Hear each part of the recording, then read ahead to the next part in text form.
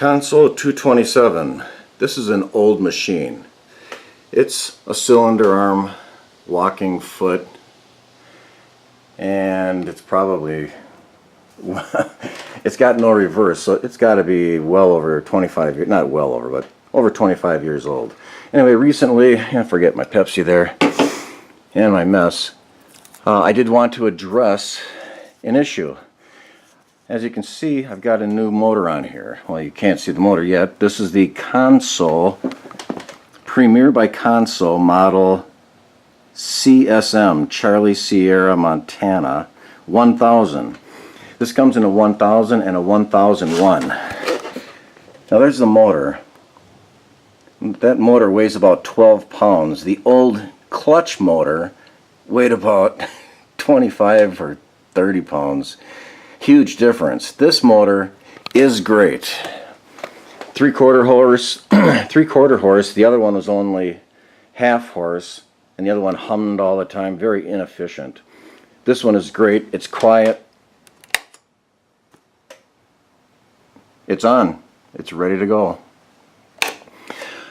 Before I changed the servo motor, I had some pretty nice stitches going, and you can even see a video that I have that shows nice stitching. This isn't it, but this isn't too bad. Let's see if we have anything nice on the other side. Okay, I don't see anything nice on the other side. So the point that I'm getting at is I went from very nice stitches with the old motor, like these two up on top. Nice straight stitching. Down here you see a bunch of stuff. But with the clutch motor, I had it tuned nicely. After I put the servo motor on, down here is what happened. That's on the top of the machine. That's that's what it looked like when I put the new servo motor on. Now we'll just flip it over and see what the bottom looked like. Oh, that's even worse. So it took a lot of tinkering trying to straighten that mess out. What you can't see is in that mess there are a bunch of very loose loops. And it didn't make sense. But as I went through the directions, there are 4 settings on this motor. One is direction, it can go clockwise or counterclockwise. Another one is position height, not position height, pin start, pin, and pin stop, or next pin and pin stop. I don't know what that means, but I tinkered with it anyway. So in the end, what I ended up doing to correct all the problems that I had, and even here, I'll show you some more of the problems. This right here, and this nasty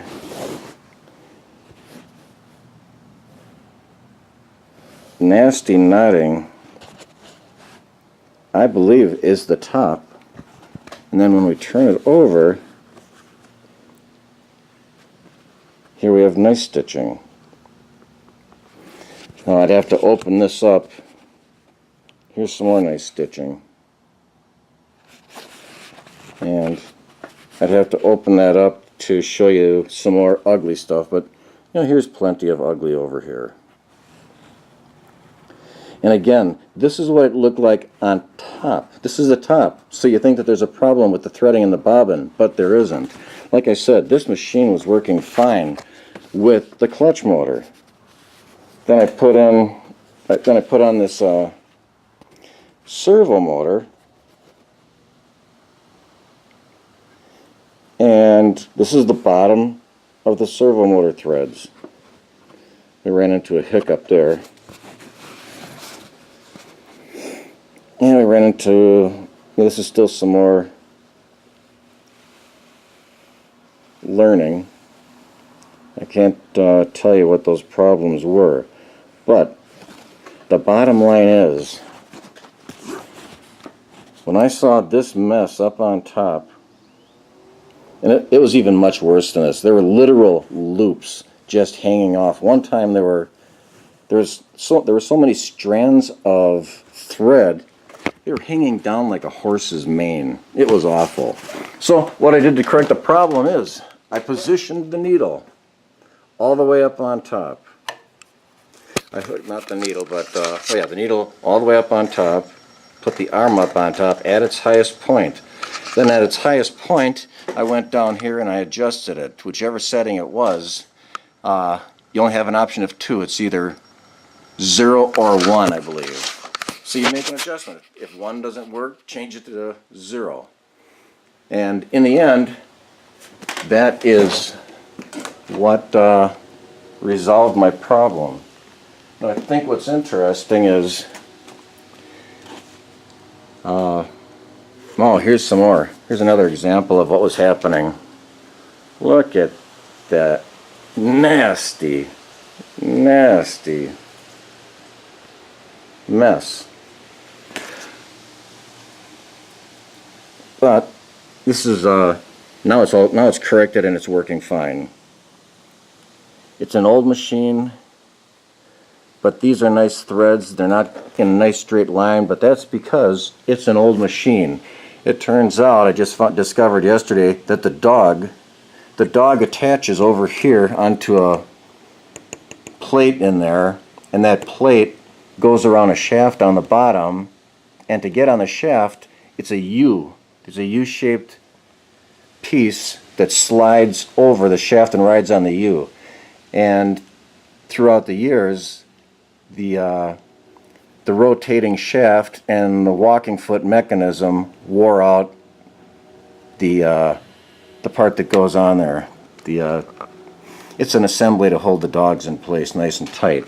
So since the feed dog doesn't stay in place nice and tight when it walks, you sometimes get less than a straight line. But this is what the current stitching looks like.